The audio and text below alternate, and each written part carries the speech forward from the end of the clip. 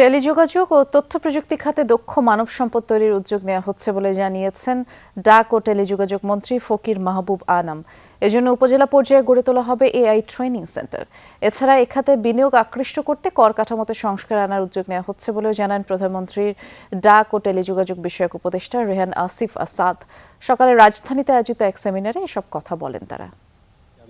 ঠিক করেছে এবং আমরা মিডিয়া কেন এই আয়োজনটা করলাম। টেলিকম খাতের ভবিষ্যৎ এবং সরকারের ভাবনা নিয়ে সকালে সেমিনারের আয়োজন করে টেলিকম রিপোর্টারদের সংগঠন টিআরএনবি। সরকারের পরিকল্পনা কি তারাও যেন স্পষ্টভাবে জানতে পারেন। অনুষ্ঠানে ডাক ও টেলিযোগাযোগ মন্ত্রী জানান, কর্মসংস্থান তৈরির পাশাপাশি অর্থনৈতিক উন্নয়নে টেলিযোগাযোগ খাতকে কাজে লাগাতে চায় সরকার। এজন্য তথ্য প্রযুক্তি ভিত্তিক দক্ষ মানব সম্পদ তৈরি করা হবে। উপজেলা পর্যায়ে গড়ে তোলা হবে এআই ট্রেনিং সেন্টার। আমরা এআই এবং এই ফ্রিল্যান্সের উপরে আপনার ছেলেপেলে যদি ইয়াং জেনারেশনকে আমরা শিক্ষা দিতে পারি এবং তাদেরকে যদি আমরা বিদেশে পাঠাতে পারি, প্রচুর টাকা অর্জন করতে পারবে তারা। সরকারের চিন্তাভাবনা আছে যে আমরা প্রত্যেকটা উপজেলা পর্যায়ে এআই ট্রেনিং সেন্টার করব। টেলিকম খাত নিয়ে সরকারের ভবিষ্যৎ পরিকল্পনা তুলে ধরেন প্রধানমন্ত্রীর টেলিযোগাযোগ ও তথ্য প্রযুক্তি বিষয়ক উপদেষ্টা রেহান আসিফ আসাদ। বলেন, টেলিকম খাতের কর কাঠামোতে দীর্ঘমেয়াদী সংস্কারের উদ্যোগ নিচ্ছে সরকার। Global average mobile operator the tax rate is almost double, one of the highest tax rate country in the world. আপনি যদি fixed network operated point of view থেকে দেখেন, আপনি যদি এনটিটিএন, আইআইজি, আইজিডব্লিউ এবং তাদের পয়েন্ট অফ ভিউ থেকে 25 to 27.5% tax rate, it is also quite high.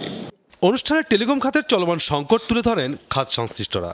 বলেন, তরঙ্গের চড়া দাম এবং উচ্চ কর হার টেলিকম খাতের বিনিয়োগে প্রতিবন্ধকতা হয়ে দাঁড়িয়েছে।